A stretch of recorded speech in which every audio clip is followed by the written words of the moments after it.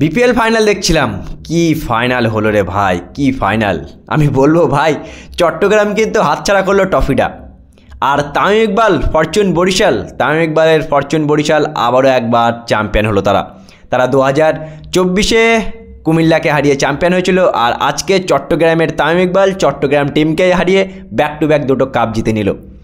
চট্টগ্রাম কোথায় ম্যাচটা হাতছাড়া করলো? চট্টগ্রাম প্রথমেই হাতছাড়া করলো, যখন চট্টগ্রাম এত ভালো ব্যাটিং করা সত্ত্বেও আজকে টোটাল যেখানে চট্টগ্রাম 194 রান করেছে, সেই 194 রানটা 220 প্লাস।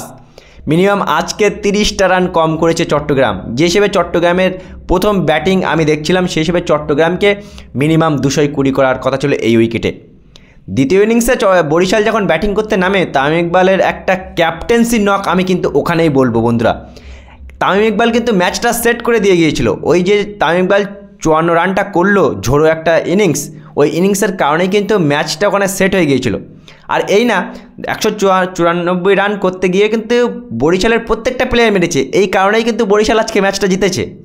এমন না যে কোনো প্লেয়ার কিন্তু ডট খায়নি বা এমন না ভাই, যে যেখানে পেরেছে সেখানে রান করেছে। এমনকি তৌহিদ হৃদয় সেও রান করেছে। মুশফিকুর রহিম যতটুকু বল খেলেছে ততটুকু কিন্তু সে 4-এর পর 4 মারছিল।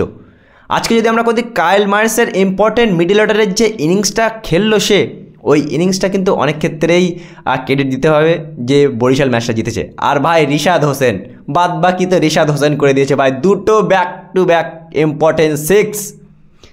আমরা দেখলাম লাস্ট ওভারের প্রথম বলে যেখানে 8 রান বাকি ছিল, সেখানে একটা লম্বা 6 মেরে দিল। এমনকি তার আগের ওভারও একটা 6 মেরেছিল, সম্ভবত খালিদের ওভারে। ভালো লাগলো, বেশ ভালোই লাগলো। তামিম ইকবাল আবারও জিতলো। ম্যাচটা হাড্ডাহাড্ডি ছিল। দর্শক তো সব দেখছিলাম, তামিমের দলের সাপোর্টই ছিল। আর এই টুর্নামেন্ট শুরু হওয়ার আগে কিন্তু সবথেকে শক্তিশালী দল হিসেবে তামিম ইকবালের ফরচুন বরিশালের দলটাই ছিল। অনেকেই বুড়োর দল বলছিল, তার কারণ বেশিরভাগ সিনিয়র প্লেয়ার। অনেকেই বাংলাদেশের মিনি বাংলাদেশ টিম বলে ফরচুন বরিশালকে। কিন্তু সত্যি কথা বলতে ফাইনালটা থেকে ভালোই লাগলো।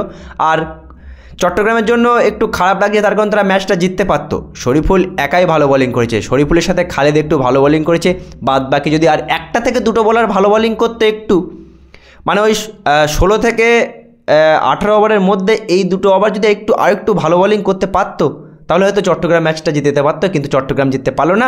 চট্টগ্রামেরই ছেলে তামিম ইকবাল চট্টগ্রামের কাছে ট্রফিটা কেড়ে নিল, আর ব্যাক টু ব্যাক দুটো পরপর দুবার, মানে 24 আর 25-এ চ্যাম্পিয়ন হলো। ম্যাচটা দেখে ভালোই লাগলো। একটা টুর্নামেন্ট শেষ হয়ে গেল, ভালোই লাগলো।